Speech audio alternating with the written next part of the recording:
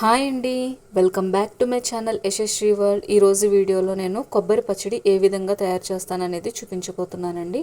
First అయితే నేను ఒక కొబ్బరికాయ తీసుకున్నాను. ఒక కొబ్బరికాయ వచ్చేసి ఒక బౌల్ నిండుగా వచ్చాయండి. నేను ముందుగా గిన్నె పెట్టుకొని ఆయిల్ పోసుకోవాలండి. కొంచెం ఆయిల్ ఎక్కువ అవసరం లేదు, కొంచెం ఆయిల్ పోసుకొని ముందు పచ్చడికి సరిపడా పోపు దినుసులన్నీ వేయించుకోవాలండి. ఇవి నేను రుబ్బడానికి వేస్తున్నాను, గ్రైండ్ చేస్తానండి ఈ పోపులు వేసి, అందుకని వాటికి సరిపడా తీసుకున్నాను. ఒక 5 ఎండుమిర్చి వరకు తీసుకున్నాను. కరివేపాకు, శనగపప్పు, మినగపప్పు, ఆవాలు, జీలకర్ర తీసుకున్నానండి. ఇవన్నీ బాగా వేయించుకోవాలి.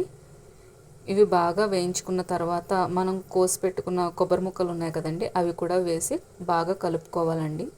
కొబ్బరి ముక్కలు కొంచెం ఒక్క 2 మినిట్స్ వరకు అలా ఉంచితే సరిపోతుందండి. ఎక్కువసేపు అవసరం లేదు, ఒక 1.5 మినిట్ 2 మినిట్స్ అయితే సరిపోతుంది.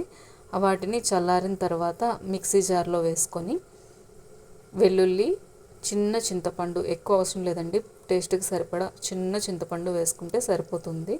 వేసుకొని సాల్ట్ కూడా వేసుకొని గ్రైండ్ చేసుకోవాలండి. మరీ మెత్తగా గ్రైండ్ చేయకూడదు. మరీ మెత్తగా చేస్తే మనకి చట్నీలా వస్తుందండి, అలా కాదు, అన్నంలో కలుపుకోవడానికి కాబట్టి కొంచెం బరకగా ఉంటేనే బాగుంటుంది టేస్ట్. నేను ఇప్పుడు పచ్చిమిర్చి వేసుకుంటానండి, అంటే ఆయిల్లో ఫ్రై చేయను, అలా అయితే కారం తగ్గుతుందని చెప్పి ఇలా ఉత్తివి వేసుకుంటేనే బాగుంటుందండి. రోటి పచ్చడిలా ఉంటుంది అలా పచ్చిమిర్చి వేసుకుంటే. ఆ ఘాటు మనకి తెలుస్తుంది అనమాట, స్మెల్ కూడా తెలుస్తుంది. అందుకని నేను మధ్యలో వేసుకుంటానండి. వేసి బాగా గ్రైండ్ చేసుకొని తీసేసుకున్నాక మళ్ళీ పోపు పెట్టుకోవాలండి, తాలింపు వేసుకోవాలి.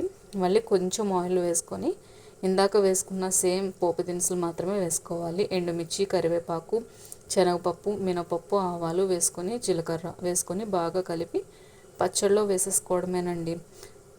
అంతే, కొబ్బరి పచ్చడి అయితే రెడీ. టేస్టీగా చాలా బాగుంటుందండి.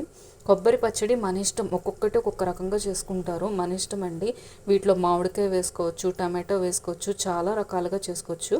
ఇది ఒక రకం అన్నమాట. నేను చూపించింది ఒక టైప్లో చూపించాను.